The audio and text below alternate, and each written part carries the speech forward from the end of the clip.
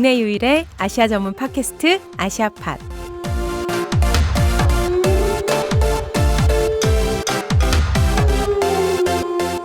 안녕하세요. 참여연대 국제연대위원회 신미지 간사입니다.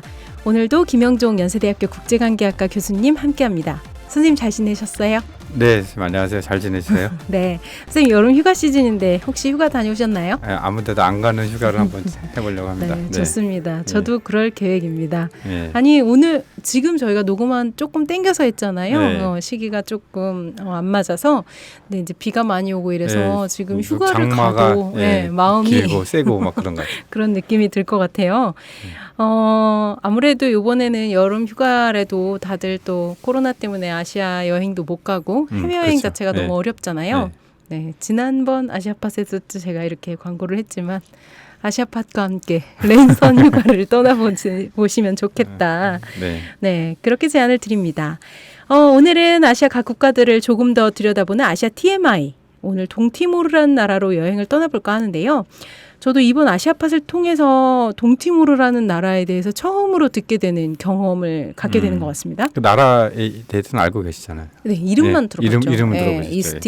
이스트 티모르 뭐 이렇게 해서 들어봤던 것 같고 뉴스나 이런 데 잘 안 나오니까요. 잘 모르겠더라고요.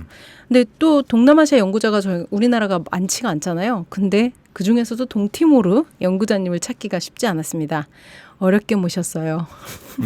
전북대학교 동남아시아 연구소 유민지 박사님 나오셨습니다. 안녕하세요. 네, 안녕하세요. 네, 반갑습니다. 교수님 안녕하세요. 안녕하세요. 초대해 주셔서 감사합니다. 네, 아유 저희가 나와주셔서 감사해요. 훈훈하네요, 시작부터. 그러게요. 네, 유민지 박사님 자기 소개 좀 부탁드려도 될까요? 네, 간사님께서 소개해 주셨다시피 저는 현재 전북대학교 동남아 연구소에서 전임 연구원으로 근무하고 있습니다. 네. 그리고 동티모르를 단일 사례로 연구하는 유일한 한국인이라는 지금까지. 그래서 어려웠군요. 제가 찾기가.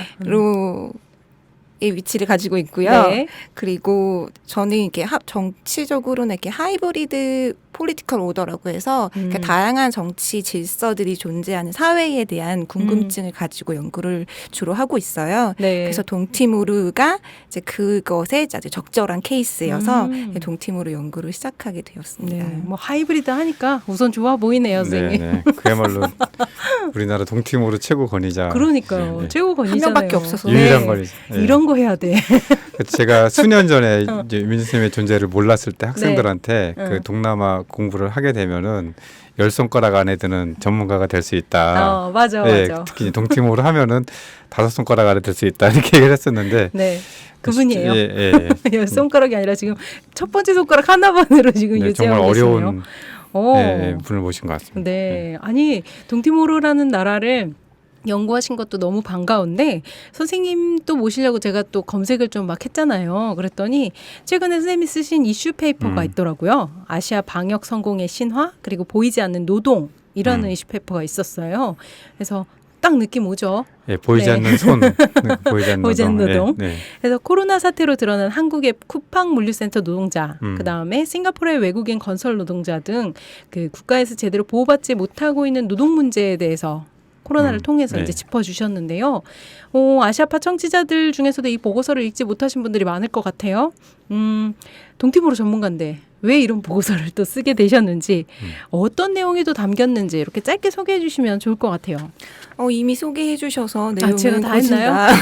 커버가 되지 않았나 제목에서 끝나는 네. 이게 자세한 내용을 담기보다 약간 이슈를 던지는 그 사람들에게 관심을 불러일으키는 이슈 페이퍼였기 때문에 이제 그런 관심을 가지고 계신 분들이 한 번쯤 읽어보시면 좋을 것 같고요. 그러니까 제가 노동이라는 것에 관심을 갖게 되는 건 이제 저희 연구소가 2019년에 그 연구재단의 인문사회연구소 지원 사업이라는 이제 사업을 수주하게 되면서 저희가 이제 그 사람 중심의 신남방 정책 추진을 위한 노동보건복지연구를 수행하고 있습니다. 여기 또 신남방 정책 나오네요. 사실 굉장히 아시아팟이 공식적인 그 비전을 말씀하신 것 같고요. 아시아팟만큼 신남방 정책을 관심 있어 해주는 데가 그렇죠. 없긴 해요. 네. 그래서 이제 저희 연구소에서 이제 노동보건복지를 다루는데 그 중에서도 이제 저는 노동에 좀 집중해서 이슈를 다루고 있고요. 그 연장선상에서 이제 코로나19에서 발생된 이제 노동 문제들, 그다음에 특히 인포멀 섹터에서 발생되는 동남아시아 문제들을 좀 모니터링을 하고 있었어요. 근데 그 과정 중에서 싱가포르 이주 노동자들의 기숙사를 중심으로 해서 이제 코로나의 집단 감염이 발생이 되는 걸 보고 지금까지 동남아시아가 되게 그리고 특히 싱가포르가 코로나에 대해서 굉장히 방역을 잘하고 있다라고 평가를 되고 있는 상황에서 이런 집단 그쵸. 감염이 발생이 되고 있어서 이 문제에서 좀 집중을 하기 시작을 했고 그리고 이게 특히 이주 노동자라고 하는 우리가 그러니까 싱가포르라고 생각했을 때 엄청나게 막 높은 빌딩들이 있고 그 고층 빌딩들 야경들 뭐 엄청 발전된 사회 이렇게 생각하지만 그 건물들을 짓고 있는 이주 노동자들이 있었다는 그 뒷면을 보여주는 사건이기도 했거든요. 화려한 그 싱가포르의 뒷면을 네. 그 노동자들이 채우고 있다는 말씀이시죠. 네, 그래서 이걸 이런 점들을 좀 드러내면서 또 우리나라의 쿠팡 사건도 그렇고 그쵸. 비대면 산업이라고 해서 우리가 지금 막 엄청 활성화시키고 우리는 뭐 이런 비대면 산업과 뭐 새벽 물류 배송 이런 걸로 해서 뭐 사재기도 없고 네. 되게 훌륭하게 방역을 이끌어내고 있다. 방역을 추진해 나가고 있다. 성공해 나가고 있다. 이렇게 얘기를 하지만 실제로는 그들이 엄청난 노동 그리고 열악한 노동 환경이 있었기 때문에 우리가 지금 오늘날 이렇게 비대면이라는 산업을 으로 현재를 살아갈 수가 있는 거잖아요. 그렇죠. 비대면이 되려면 그 밑바탕에는 대면에 맞아요. 그게 엄청난 다, 대면의 사건이 그렇죠, 있어야 되잖아요. 저는 그래서 진짜 비대면이라는 건 없다. 네, 맞아요. 그쵸. 네. 그래서 이런 얘기들을 이제 코로나로 인해서 드러난 이야기들을 하면서 좀 집중적으로는 코로나가 드러낸 뭐 이니퀄리티 이에 대한 이슈를 좀 더 집중했으면 영어를 좋겠다는. 많이 쓰시네요. 네. 죄송합니다. 불평등의 문제를. 불평등의 문제, 이니퀄리티. 네. 저는 그 유민수님하고 지금 말씀하신 그 내용의 논문을 그 발표하신 자리에 같이 있었어요. 네. 그때 발표가 더 이렇게 어떻게 보면 텐션이 높았다고 할까 막 재밌게 들었는데 오늘 말씀하신 거에 이렇게 핵심적인 부분에 동의를 하고요. 저는 그 인포멀한 부분, 그 비공식적인 노동 분야에 있어서의 희생되는 분들이 굉장히 많지 않나. 꼭 싱가포르처럼 이렇게 대비되는 나라뿐만 아니라 뭐 캄보디아나 다른 나라들 보면은 지금 이제 그 노출되고 피해가 되고 그리고 그 사람들에 대한 그 대책들 내놓고 있는데 그 대책에서도 저도 소외되는 분들인 것 같아요. 예, 네. 그래서 그런 문제를 되게 잘 짚어주신 게 아닌가 생각이 들고 예. 잘 들었습니다. 한국의 이주 노동자들 문제도 또 있었잖아요. 그렇죠. 그때 처음에 이제 재난지원금 지급하고 이럴 때.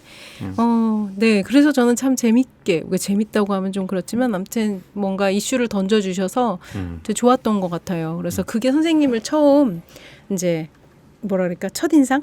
그 이슈 페이퍼가 선생님이 첫인상이었는데 이제 두 번째 인상으로 들어가 볼까 합니다. 제가 그 이슈 페이퍼를 쓸 때는 굉장히 화가 나 있었던 얘기여가지고 어쩐지 뭔가 느껴져. 이슈 페이퍼에 막 화가 느껴지는 거 있잖아. 이렇게 놔둘 거냐. 맞아요. 코로나 방역, 코로나 방역 성공했다고 이럴 때가 아니야. 막 이런 느낌?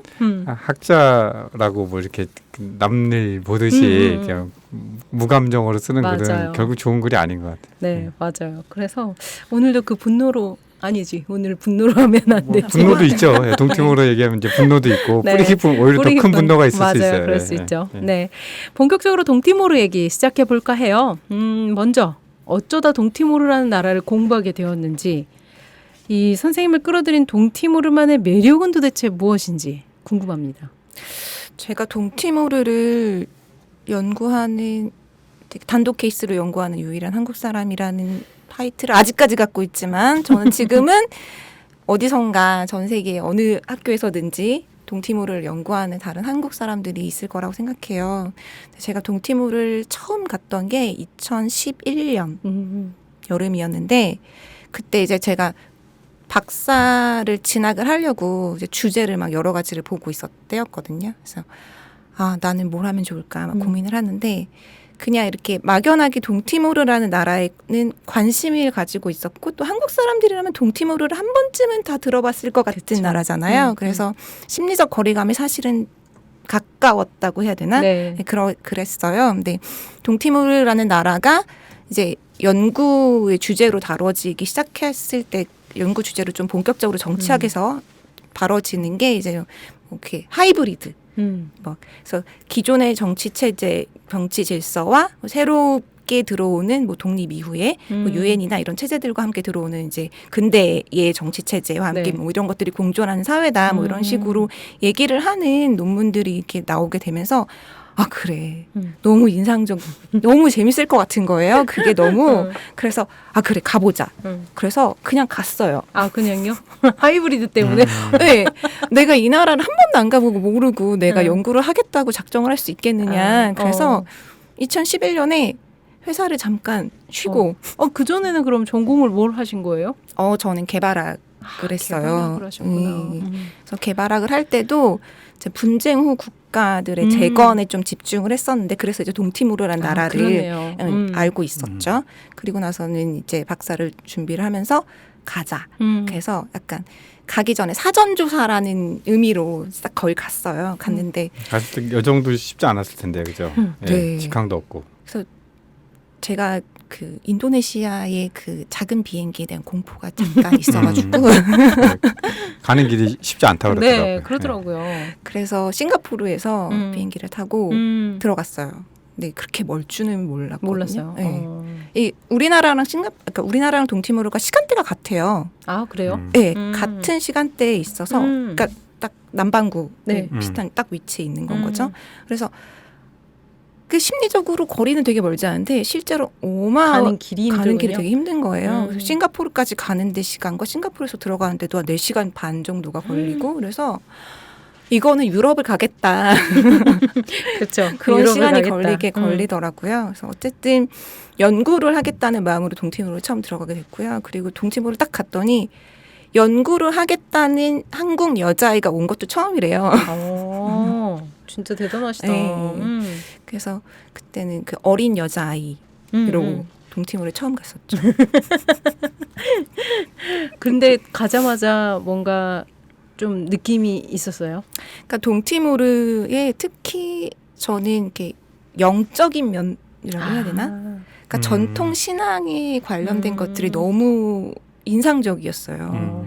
그래서 사람들이 모두 그 조상신에 대한 강력한 믿음을 가지고 있고 그다음에 모든 사물에 영혼이 깃들어 있다고 생각하고 그러니까 상호 관계나 이런 것들을 다 존중하면서 관계를 맺어가는 그게 되게 인상적이었거든요. 그래서 해보고 싶다. 그러니까 이게 사람들이 이게 이따 얘기하겠지만 동티모르는 97% 8%가 가톨릭 신자라고 얘기를 하는 국가인데 동시에 이제 전통 신앙이 뿌리 깊게 박혀 있고 그것이 이제 가톨릭 교회와도 공존을 하고 그다음에 그 전통 질서에 기반한 정치 질서라는 것도 존재하고 그것이 근대 국가와도 함께 공존하는 이런 그야말로 하이브리드 사회여서 네. 그런 것들 표현하는 게 하이브리드를 표현하고 있죠. 네. 그래서 이 다양한 것들이 상호작용을 하면서 만들어내는 역동성, 그 질서가 없는 듯하면서 만들어진 질서, 무질서 속의 질서. 이런 것들이 너무 인상적인 나라예요. 좋네요, 선생님.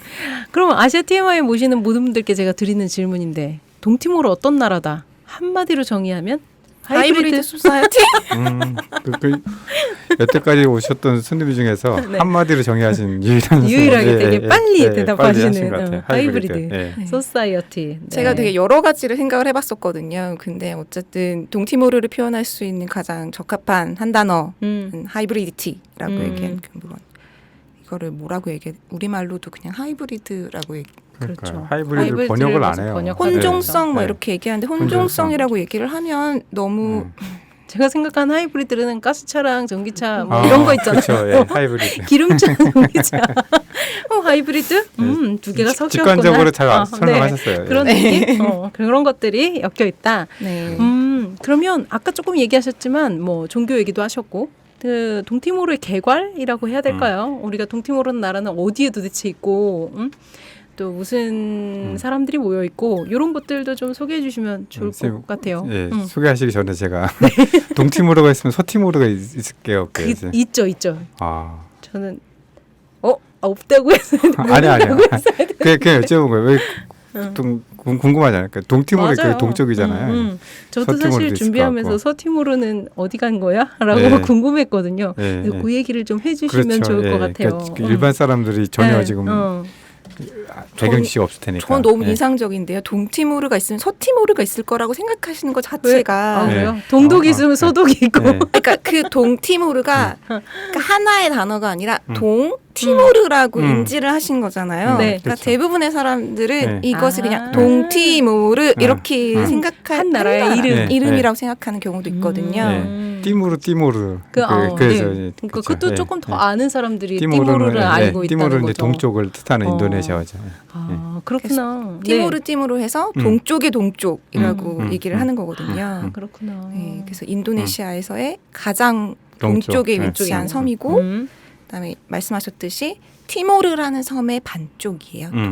동쪽 티모르. 서티모르는 인도네시아의 영토이고, 그다음에 동티모르는 이제 독립된 국가로 이제 있는 거죠. 네, 뭐 좀 이따가 또 역사 얘기하면서 이제 왜 도대체 동티모르와 서티모르가 이렇게 달라졌는지 나올 텐데, 그리고 또 나라의 크기도 되게 작다고 들었어요. 우리나라의 6분의 1? 네. 보통 강원도 크기하고 딱 비교를 하죠. 지금 김영준 선생님이 강원도 사이즈? 그렇다고도 들었고 또 인구? 네, 국명도 티모르 로로세라는 말로 쓰는 게 맞아요, 쌤? 네, 티모르 로로세? 네, 그래서 해 뜨는 나라 티모르. 티모레스테? 티모르레스테. 그 티모르레스테도 동쪽 동쪽. 네. 그런 거구나. 이게 언어가 여러 개라고 해서 이렇게 이름이 또 다르다고 하는 걸 봤거든요. 언어는 몇 개나 쓰고 있나요? 언어가 몇 개나 될까요? 엄청 많죠. 그러니까 이 국가가 인종이 크게 분류하면 4가지 정도 있다고 그래요. 그래서 보통 이렇게 폴리네시안이랑 그다음에 파푸안, 유럽계 사람들과 중국계가 있다 그러거든요. 이제 유럽계라고 하면 이제 포르투갈 시절에 들어와서 이제 그야말로 혼종된 이제 그런 사람들이고, 근데 이 사람들이 다 이 크게 나눠지는 이 4가지 종족에서도 이 안에서도 그룹별로 그룹이 되게 많거든요. 그럼 그 그룹들은 다 다른 언어를 사용하고 있어요. 그래서 문헌에 따르면 적게는 20개, 많게는 30개까지도 언어가 있다고 보고 있어요. 우리나라의 방언 개념이 아닌 거예요? 완전 다른 언어예요? 다른 언어. 그렇구나. 인구가 한 120만 되는데 그중에 한 20-30개 언어를 몇 명씩 얘기를 하고 있는 거예요? 그럼에도 불구하고 공용어 개념이 공용어가 있죠. 있죠. 공용어는 공용어는 떼뚜머라고 하는 이제 동티모르의 이걸 이제 모국어라고 얘기하는 언어가 있고요. 그다음에 그거는 서티모르와 같이 다른 언어예요. 다른 거예요. 달라요? 다른 언어예요. 그렇구나. 뭐 제가 봤을 때는 찾았을 때는 포르투갈의 고어 이렇게 설명하는 게 있더라고요. 그게 맞는 설명이에요? 그러니까 포르투갈 고어라고 하기에도 좀 애매한 게 있어요. 그러니까 떼뚜머가 동티모르의 정확한 원래 오리진이 동티모르인 언어이다라고 얘기를 하기도 좀 모호하거든요. 그러니까 인도네시아 점령 시절에 이제 동티모르에서 이제 그 가톨릭 교회에서 이제 기도문이나 이런 의식을 할 때의 그 교회 언어를 이제 동티모르 언어로 이제 사용하는 작업들을 해요. 그렇게 하면서 그거를 번역하는 그 언어가 떼뚜머였고, 그다음에 그것이 이제 독립을 하면서 이제 내셔널 랭귀지가 된 거거든요. 그래서 이 언어 자체가 딱히 이 동네에서 나온 언어다라고 하기에도 애매하다는 주장하는 사람들도 있어요. 아, 무슨 말씀인지 알 것 같아요. 네. 식민지 이제 거쳤으니까 포르투갈에 고어를 썼나 보다 이렇게 저는 그냥 생각했는데 그게 아니라 조금 변형이 또 됐다는 말씀이신 거죠. 네. 그리고 공용어로는 또 포르투갈어가 쓰이고 있죠. 그래서 모든 문서는 떼뚜머와 모든 국가의 문서는 떼뚜머와 그다음에 포르투갈어 두 가지 버전으로 다 그 써지고요. 이 밖에도 이제 실무 언어라는 게 또 존재를 해요. 난 못 살겠다. 한국어 하는 것도 힘들어 죽겠는데. 네, 실무 언어까지. 네, 아무래도 이제 유엔이 오랫동안 여기에 이제 머물렀었기 때문에 영어를 사람들이 굉장히 뭐 딜리 가면 영어는 수도인 딜리를 가면 영어는 다 거진 다 통하고요. 그다음에 바사 인도네시아. 인도네시아어 실무 언어로 사용되고 있어요. 근데 실제 이제 포르투갈어가 공용어가 되는 과정에서 그러니까 바깥에 사람들이 얘기하기에 그게 과연 실용적인가라는 얘기를 했었거든요. 왜냐하면 이제 그 동남아시아에서 동남아시아 국가로서 뭐 교육이라든가 교류라든가 뭐 그런 것들을 생각했을 때 그리고 실제 그 동티모르 분들이 포르투갈어에 대한 그 유창성 그런 것들을 유지할 수 있겠는가? 그리고 현실적으로 봤을 때는 뭐 어떻게 보면 역사적인 굴곡이지만 인도네시아의 한 주로 편입돼서 인도네시아의 국민으로서 교육을 받았기 때문에 그런 것들을 봤을 때 오히려 정치적인 속성을 배제한다면은 인도네시아어를 공용어로 하는 것이 실용적이지 않았을까라는 그런 의견을 낸 걸 들은 적이 있는데 혹시 뭐 그런 류의 그 언어의 불편함 혹시 그런 건 없나요? 실제 생활에서. 실제 생활에서. 그러니까 사람들이 포르투갈어를 유창하게 구사할 수 있는 사람은 그러니까 한 자리 숫자 정도 됐었어요. 네. 독립할 시기에는 지금은 조금 더 늘어나고 있을 거고 이제 대학 교육은 포르투갈어로 다 진행이 되거든요. 그래서 이제 그 구사할 수 있는 인구는 계속 증가를 하고 있을 거라고 생각해요. 떼뚜머 같은 경우에는 언어 자체가 굉장히 단순해요. 그래서 들어가서 한 2주 정도 있으면 들려요? 배울 수 있습니다. 아, 그래요? 동팀으로 꼭 가야겠네요. 대신 단어를 어마무지하게 외워야 되겠죠. 아, 그래요? 네, 문법이 존재하지 않기 때문에 모든 게 개념과 단어로 연결이 계속 돼요. 그래서 이제 단어를 열심히 외우고 사람들하고 또한 그 무질서 속의 질서네요. 사람들 열심히 얘기하려고 노력하면 금방 알아듣게 돼요. 습득할 수 있습니다. 내가 영어 하는 거랑 같을 것 같은데. 아, 그렇구나. 네. 그 언어 문제도 되게 재미있는 부분이고 또 하나는 기온? 그러니까 뭐랄까 환경이 그렇게 좋지 않다고도 저는 봤거든요. 찾아봤는데 그게 여기저기서 이제 영향을 받더라고요. 더울 때 가셨어요, 선생님은? 네, 저는 항상 건기에 가야 한다. 우기에 가면 이동하기가 되게 너무 비가 많이 너무 많이 비가 오고 그다음에 비포장도로. 도로 때문에. 네, 그래서 지금 제가 처음 딜리 갔을 때는 그때 그 도심에도 수도에도 포장이 안 된 도로가 굉장히 많았어요. 근데 이제 다음에 갈 때 2015년에 갈 때는 도로가 싹 다 깔려 있고. 그래요. 그래서 이거는 이제 동티모르가 CPLP라고 포르투갈 공용어를 사용하는 나라들의 모임이 있거든요. 그 나라들의 모임에 뭐 이제 의장국을 하면서 이제 사람들이 와야 되니까 도로도 싹 다 깔고 막 이런 것들을 하면서 우리 올림픽 할 때 싹 밀어버린 거랑 비슷하군요. 아주 깔끔해졌는데 비가 오게 되면 딜리 외곽만 나가도 도로가 포장이 안 돼 있으니까 다니기가 굉장히 어렵거든요. 그래서 무조건 동남아시아는 건기에 간다. 우기는 뭐 건기는 되게 그러니까 뭐랄까 건조한 사막 열풍 때문에 되게 건조하고 우기는 또 서쪽에서 습한 바람이 올라와서 엄청 홍수진 나라다 이런 설명을 봤었고 그래서 농업이나 축산업 뭐 이런 게 잘 안 된다라는 되기가 엄청 어렵. 그렇게 네이버가 알려주시더라고요. 구글이면 대표적인 작물이 이제 커피, 커피 정도 그런 얘기를 하더라고요. 네. 또 특이한 게 선생님 종교가 어쨌든 동남아시아에 있는데 특이하게 로마 카톨릭교가 거의 대다수가 믿고 있다라고 나와요. 그래서 근데 아까도 말씀하셨듯이 원시 종교 이런 것들도 같이 믿고 있잖아요. 종교 얘기 조금만 더 해주시면. 네, 동티모르는 사람들이 자기 스스로가 내가 가톨릭 신자입니다라고 얘기하는 사람들이 97에서 98% 정도 된다고 이게 인구 센서스를 보면 얘기해요.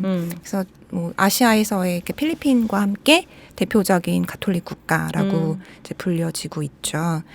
근데 이게 왜 이렇게 가톨릭 종교가 늘어나게 되었는가? 근데 이제 인도네시아 식민지와 좀 연결이 되어 있어요. 인도네시아와 연결이 돼요? 네. 왜 포르투갈 식민지 때 된 게 아닌가요? 그러니까 포르투갈 식민지에서 이제 인도네시아의 점령기로 넘어올 때만 해도 그 인구가 그렇게 그 가톨릭 신자 인구가 그렇게 많지는 않았어요. 근데 이제 가톨릭 신자 인구가 급증하게 되는 건 인도네시아, 그러니까 무슬림 인도네시아의 박해에 이제 대응하기 위한 그런 저항적 정체성을 보여주기 위한 것도 있었고요. 그다음에 인도네시아가 이제 종교를 그러니까 유일신, 신을 믿어야 하는 원칙이 있잖아요. 그래서 그럼 종교를 선택하라고 했을 때 사람들이 그나마 역사적으로 친근한 종교를 자기들이 선택을 하는 거예요. 네. 그래서 우리는 가톨릭이다. 네. 여기는 기본적으로 원시 신앙이라고 말씀하셨던 그게 다 신이거든요. 네. 그러니까 신이 하나가 아니기 때문에 이게 종교로 인정이 안 되는 거예요. 우주 만물에 다 신이 있다. 그러니까 그러니까 종교를 하나 선택하라고 했을 때 가톨릭을 선택하게 된 거죠. 그렇게 하면서 왜 폭발적으로 가톨릭 인구가 증가하게 되고 또 가톨릭 교회가 그 인도네시아 점령기 시절에 좋은 일을 많이 했어요. 마음을 샀군요.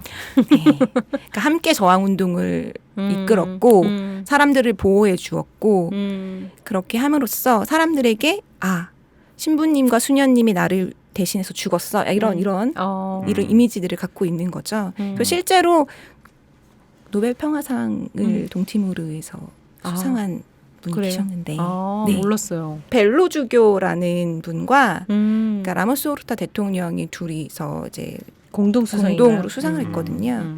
그래서 그러니까 가톨릭 종교, 그러니까 특히 이게 국제적인 네트워크를 형성해서 동티모르가 독립하는 데 있어서 크게 영향을 미쳤던 종교이기도 하고요. 그렇구나. 약간 재밌는 부분인 것 같아요. 그 독립운동사와 연결되어 있는 부분이기도 한 것 같은. 저항의 정체성. 네, 저항의 정체성 같은 경우인데요. 그러면 우리가 자연스럽게 동티모르의 역사로 넘어가면 좋을 것 같아요. 동티모르는 20세기 첫 번째 독립국가. 이게 이제 워딩이더라고요. 가장 최신 버전. 네, 최신 버전이죠. 네. 그래서 좀 낯선 느낌? 이미 그때는 다 독립한 거 아니야? 뭐 이런 느낌이 있었는데 2002년에 인도네시아로부터 독립을 했습니다. 과거 포르투갈 지배를 몇 년 정도 받았죠, 선생님? 1515년부터라고 공식이 되어 있으니까 네. 몇 년? 400 몇 년 아니에요, 선생님? 450여 년이라고. 네, 그렇죠. 제가 보면서 되게 놀랐어요. 우리는 식민지 지배를 그래 봐야 많이 받았죠. 근데 이 기간에 비하니까 너무 적은 거예요. 그런 느낌이 들더라고요. 근데 그때 당시에 동티모르는 포르투갈 지배, 그다음에 서티모르는 아까 말했던 서티모르는 네덜란드 지배하에 있었고요. 그다음에 인도네시아로 편입되었지만 동티모르는 독립을 했고요. 그다음에 이런 내용들이 제가 알고 있는 개괄이에요. 완전. 역사의 완전 짧은 부분인데 이것만 딱 봤을 때는 남한은 미국이 소련은 식민지 이후에 남한은 미국이 북한은 소련 점령 아래 있었던 우리나라 역사랑 좀 비슷한 거 아니야? 막 이런 느낌까지 들었거든요. 근데 진짜 맞는지 선생님이 확인을 좀 해주셔야 될 것 같은데 너무 깊이 들어가면 청취자들도 너무 괴로우실 수 있으니까 식민지 시기 그다음에 인도네시아 점령 시기 그다음에 독립 이렇게 나눠서 해주시면 좋을 것 같습니다. 네, 그러니까 동티모르가 문헌에 처음 등장하는 게 이제 백단양 무역으로 이제 처음 등장해요. 중국 문헌에 등장한다고 얘기가 나오거든요. 백단양이란 무엇인가요? 백단양이란 향신료죠. 가구로도 쓰이고. 네. 단양인데 백색이라는 건가요? 그런 건가요? 저도 이거를 백단양이란 이름을 이번에 처음 알았어요. 이렇게 제가 계속 영어로 쓰니까 영어로 뭐죠? 샌다루드. 근데 우리나라 말로 백단양이라는 것을. 네, 맞아요. 샌다루드는 저희들이 무슨 뭐 이렇게 뭐죠? 방에 놓는 디퓨저 이런 거 보면 샌다루드 향 뭐 이런 것도 있고 그러잖아요. 그게 백단양이군요. 그렇더라고요. 네. 인도가 원산지이고 동남아에서도 재배됩니다. 요리에 많이 활용되는 향신료라고 합니다. 동티모르가 백단향의 주요 산지라고 이게 인식이 되면서 이제 유럽에서 이제 여기로 오게 되는 거죠. 그래서 포르투갈이 1515년 포르투갈 상인과 그 다음에 그 수도사들, 가톨릭 수도사들이 함께 여기를 오게 되면서 이제 처음으로 동티모르가 이제 유럽의 역사 속에 들어가기 시작하게 되는 거죠. 그런 딱 유럽 사람 좋아하는 향신료 때문이군요. 동티모르만의 문제는 아니겠죠, 그죠? 네, 그렇죠. 당시 인도네시아 전역 및 동남아시아가 향신료 무역으로 인해서 오히려 이제 유럽의 지배를 받게 되는 계기. 향신료가 없었어야 되는데. 그래서 네덜란드와 이제 우리가 보통 알고 있기로는 이제 인도네시아 네덜란드. 그렇죠. 동티모르 네덜란드의 세력이 점점 커지게 되면서 이제 포르투갈과 네덜란드가 이제 조약을 맺어요. 그래서 동티모르는 우리가 갖겠어 이렇게 조약을 맺고 이제 1702년부터 이제 공식적으로 이제 포르투갈의 지배, 포르투갈 영으로 딱 들어가게 되는 거죠. 네, 그렇게 되면서 그러니까 사람들이 특히 외국인들이 동티모르에서 동티모르가 포르투갈의 식민지였던 건 최악의 역사야, 막 이렇게 얘기하기도 하거든요. 그러니까는 포르투갈은 이렇게 항로의 지점으로 이렇게 동티모르를 지나가는 거지 이 나라를 지배하고 시스템을 만들고 교육을 하려는 의도가 있었던 게 아니에요. 기반을 닦거나 뭐 이런 것들이 없는 항구구나. 거죠. 그냥 하나의 항구였구나. 그죠? 영토에 자기들이 지나간 거점 중에 하나였기 때문에 그러니까는 이 나라가 발전되는 데에 있어서 기여를 한 바가 없다라고 사람들이 생각하게 되는 거죠. 근데 그렇기 때문에 또 좋은 점은 그런 전통 신앙이나 그 전통 가치가 그대로 지금까지 살아있을 수 있는 그 오랫동안 400년이 넘는 지배를 받았지만 살아있을 그 전통의 가치들이 공존할 수 있어서 제가 연구 주제로 삼게 된 포르투갈한테 감사드려야 돼. 유민주 선생님 연구 주제 할 수 있게 됐다는 계기? 그렇군요. 그게 되었다고 볼 수 있을 것 같아요.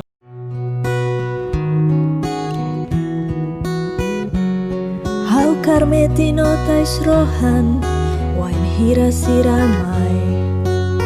Militari dadehan loridane, hau hanuin bai sekolah. Husi kareta laran, hare o matawe. Sulitinan tolu nulu liu nene, mai be ohin hau fila. Fila bahau moris fatih.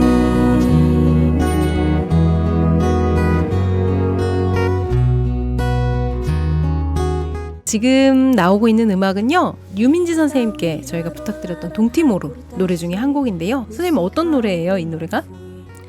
이 노래는요, 동티모르의 인도네시아 시기에 자란 사람들이 자기 스스로를 잃어버린 세대라고 규정을 해요. 그래서 잃어버린 세대, 그 시절에 그 동티모르 땅을 떠나서 살아야 했던 그 어린 아이가 다시 모국으로 돌아와서 이제 잘 살고 있다. 그리운 모국으로 돌아와서 반갑다. 이런 그런 제목은 어떻게 말해요? 제목은 라바릭 라콘. 또 어렵네요. 라바리 라콘. 라콘이 이렇게 어린이라는 의미거든요. 그래서 라콘은 잃어버린 아이들. 잃어버린 아이들. 가수는요? 가수는 질 아시스. 질 아시스. 네. 질 아시스의 라바리 라콘. 네. 더 듣고 가시죠.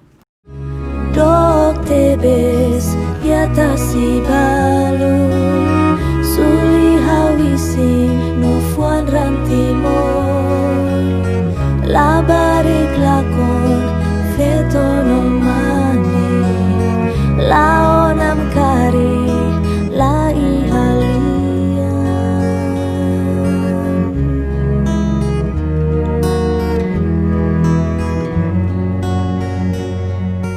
Loran lau kalan mos lakon lori aifunan bamutun Teki-teki rinan feton mos lori lia menon Nia hetan hau Mama husignya anfiar cataglia-los belemosu no milagremos.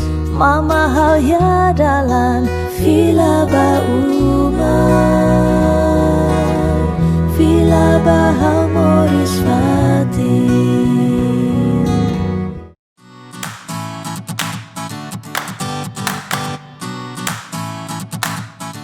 참여연대가 제작하는 책 이야기 팟캐스트 책사이다와 국내 유일의 아시아 전문 팟캐스트 아시아팟, 매주 목요일에 번갈아 찾아갑니다.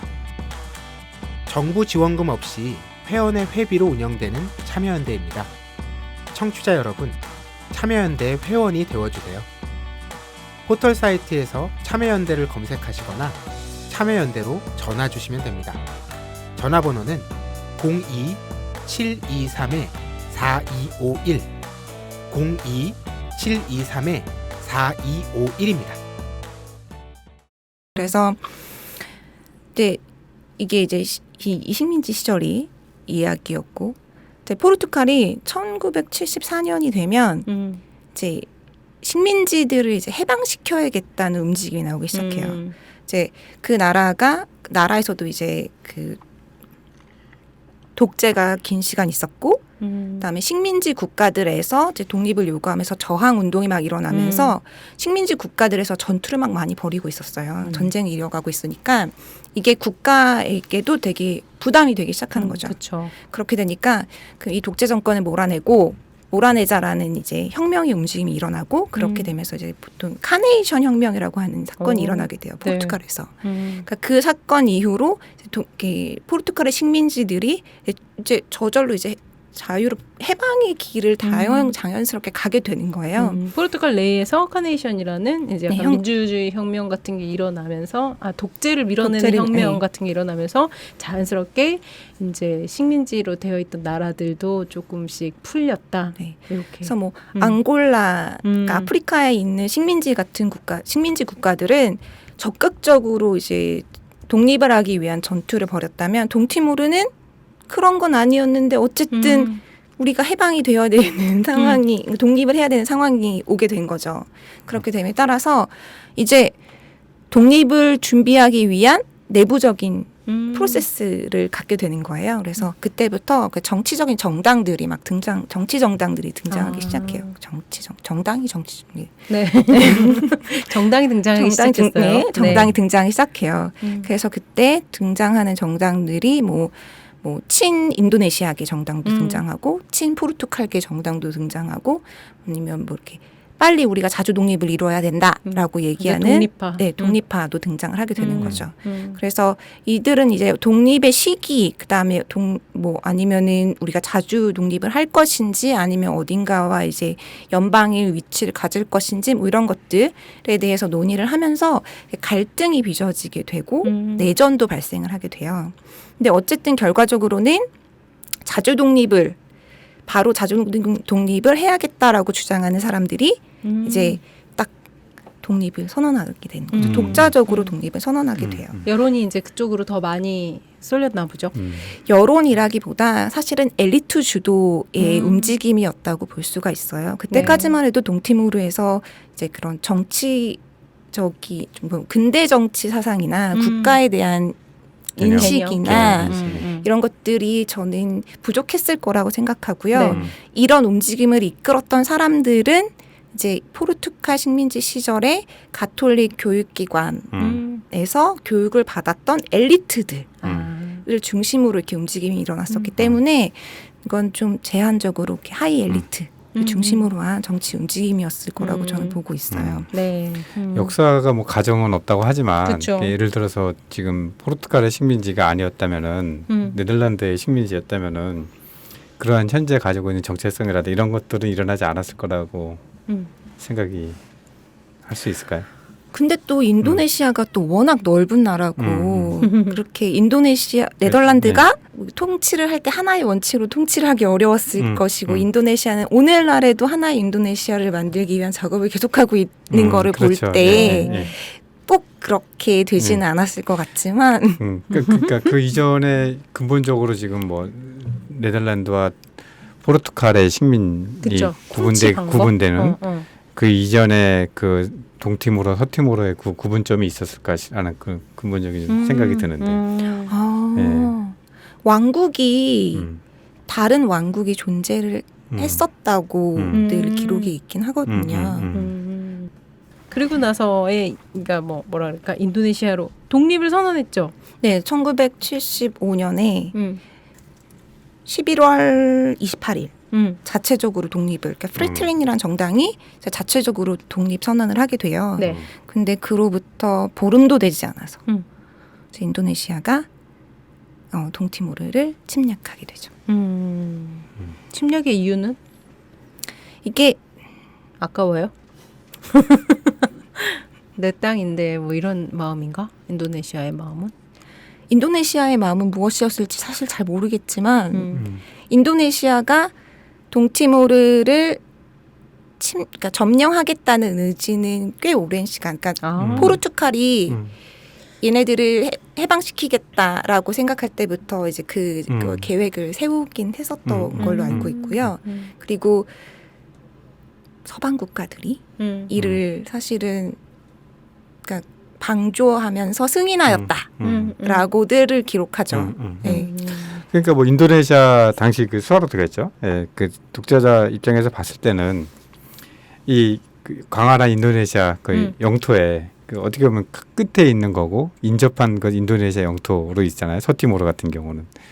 그러니까 이거 국가 형성이라고 하는 개념이 말씀하셨듯이 지금도 이제 하나의 국민 국가성 네이션 빌딩이라고 해가지고 계속 하고 있는데 이전에 있었던 게 아니잖아요, 그죠? 예, 그러니까 식민 지배 이전으로 가면 우리는 하나였을 것이다라고 하는 대전제 속에서 그 포르투갈이 떠나면은 이건 당연히 우리가 편입이 돼야 되고 이것이 인도네시아 일부가 될 거를 오히려 좀 그 명분으로 삼지 않았을까라는 생각이 드는데요. 그 인도네시아도 이제 동티모르가 원한 것이었다라고 주장을 했었어요. 네. 동티모르가 원했다. 네.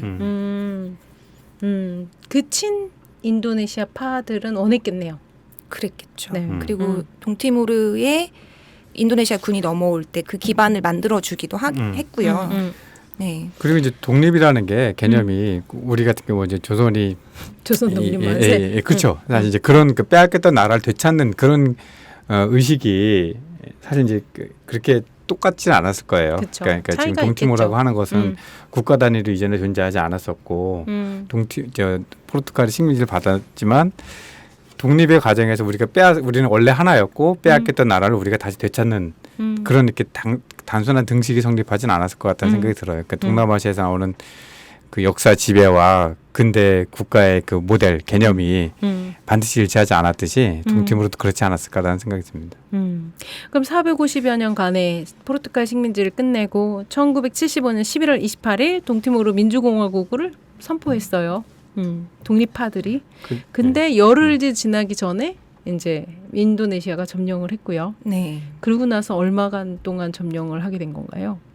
24년. 24년이요? 네. 적지 않은 기간이네요. 그때 이제 굉장히 비극적인 사건들이 많이 일어나겠죠.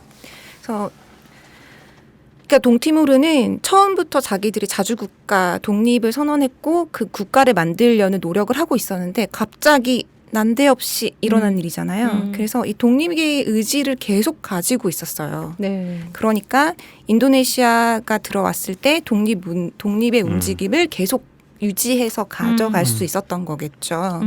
그러다가 이제 인도네시아가 들어와서 사람들을 강제로 이주시키고 수용소로 옮기기도 하고 그다음에 게릴라 전투를 벌이면서 이제 사망자들이 많이 발생하게 되고 이러면서 이제 동티모르에서는 이제 그런 비극적인 일들이 인권 유린의 상황들이 많이 발생을 하게 되었죠. 80년대가 되면 동티모르에서는 이제 좀 독립운동 좀 조직화가 돼요.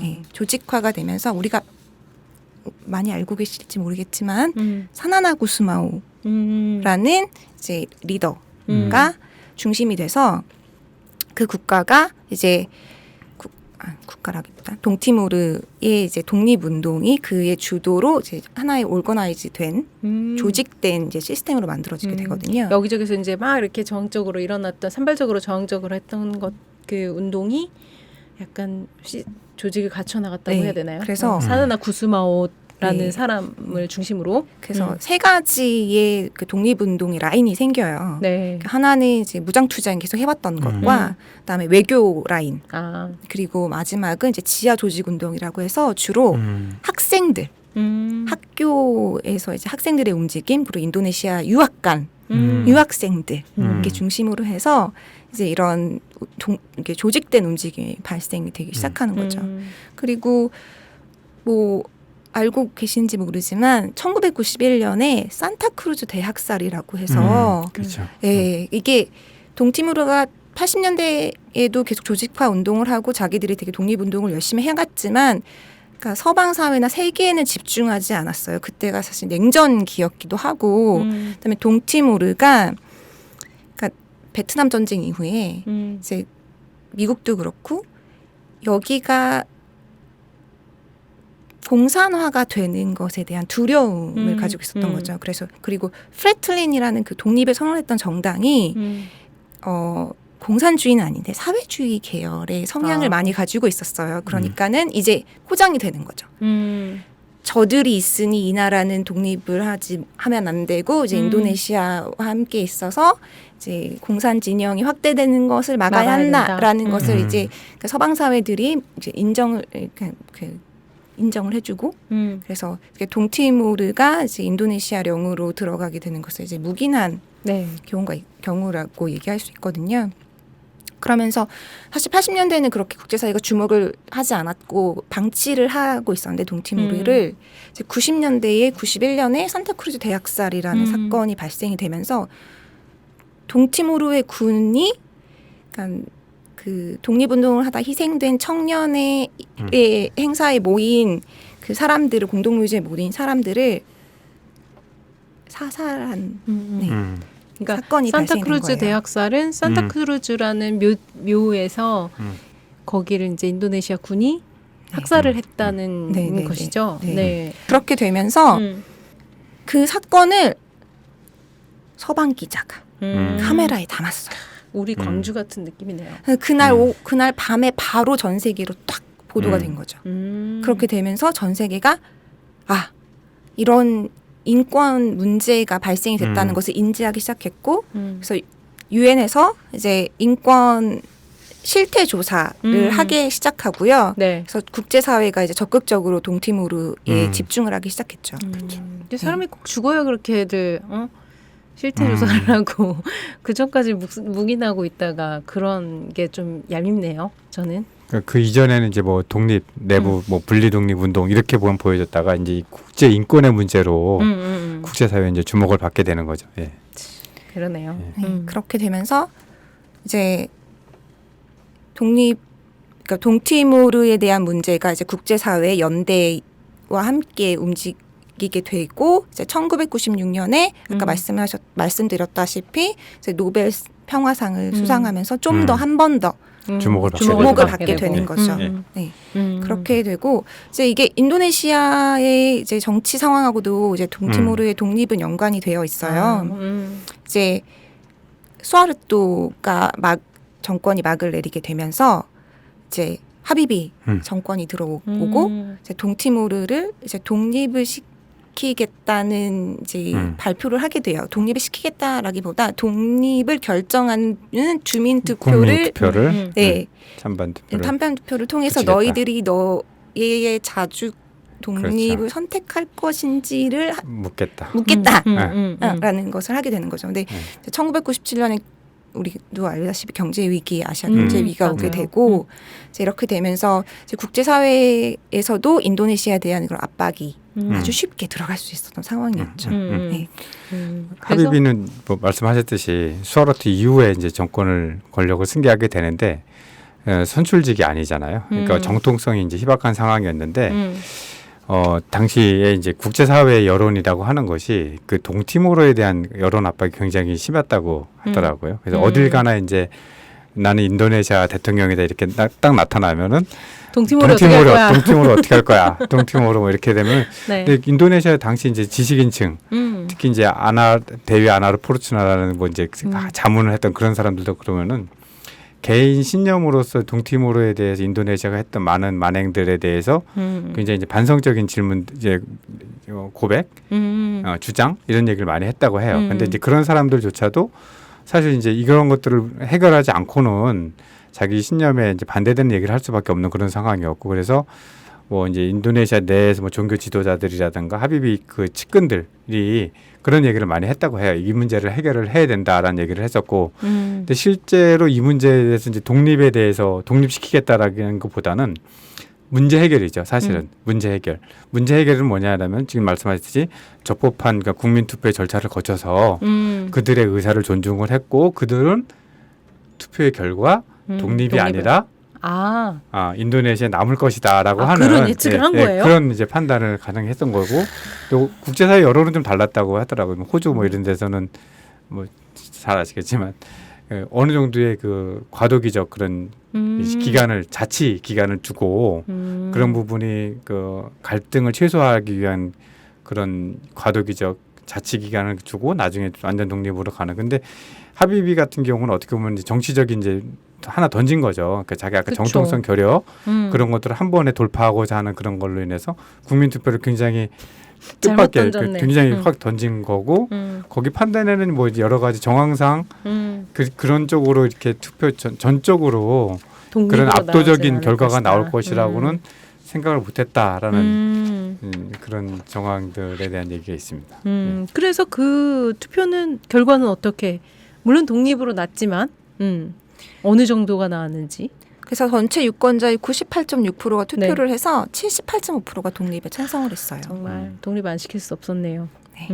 근데 이 독립을 하겠다는 주민 투표를 앞두고 이제 내부에서도 이제 그러니까 소요가 일어나기 시작하는 거죠. 그러니까 인도네시아 자치를 인도네시아 하에서의 이제 자치를 원하는 사람들, 자치파가 사람들에게 이거 너희들 독립에 투표하면 안 돼 이런 움직임들 벌이고 사람들을 겁박하기도 하고 이런 움직임들이 있었고, 실제로 투표 결과 후에도 이제 그런 폭동, 소요 사태, 뭐 방화, 뭐 마을을 집단으로 학살한다든지 이런 사건들을 일으키게 되는 거죠.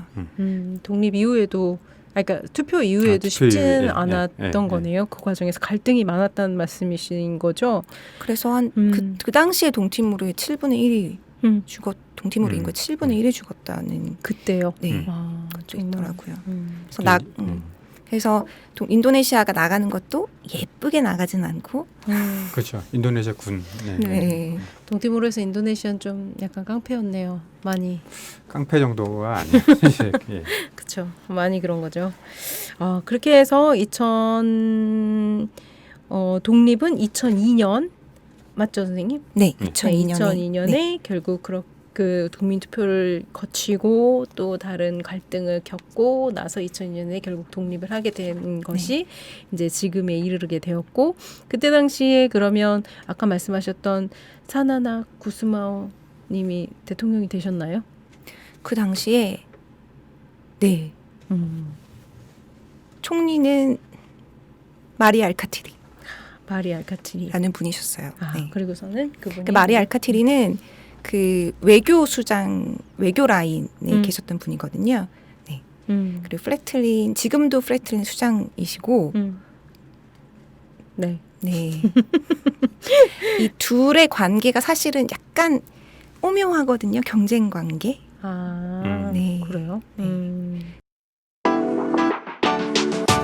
놀 땐 홍대 참여연대 우리가 할 수 있는 것들 지금 뭐하네. 놀 땐 홍대 참여연대 아직도 회원 가입하지 않고 뭐하네. 놀 땐 홍대 참여연대 우리가 할 수 있는 것들 지금 뭐하네. 놀 땐 홍대 참여연대 아직도 회원 가입하지 않고 뭐하네. 바로 너 바로 너 바로 너 바로 너 당신이 우리의 든든한 배후 0% 우리가 받는 정부 지원 0% 시위꾼 아냐 시민의 파수꾼 유엔이 인정하는 시민단체 파트너 행동하는 시민과 함께하는 권력 감시기구 참여연대 놀 땐 홍대 참여연대 우리가 할 수 있는 것들 지금 뭐하네. 놀 땐 홍대 참여연대 아직도 회원 가입하지 않고 뭐하네. 놀 땐 홍대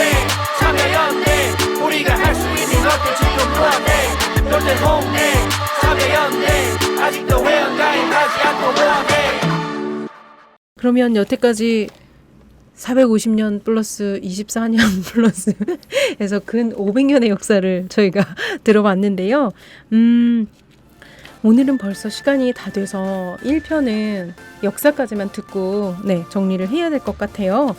2편에서도 이어서 지금 현재의 동티모르, 그리고 또 동티모르 지금은 못 가지만 언젠가 가게 될 우리 동티모르에 대한 다양한 이야기, 여행 팁, 이런 이야기까지 살려서 쌤 해주실 건데요.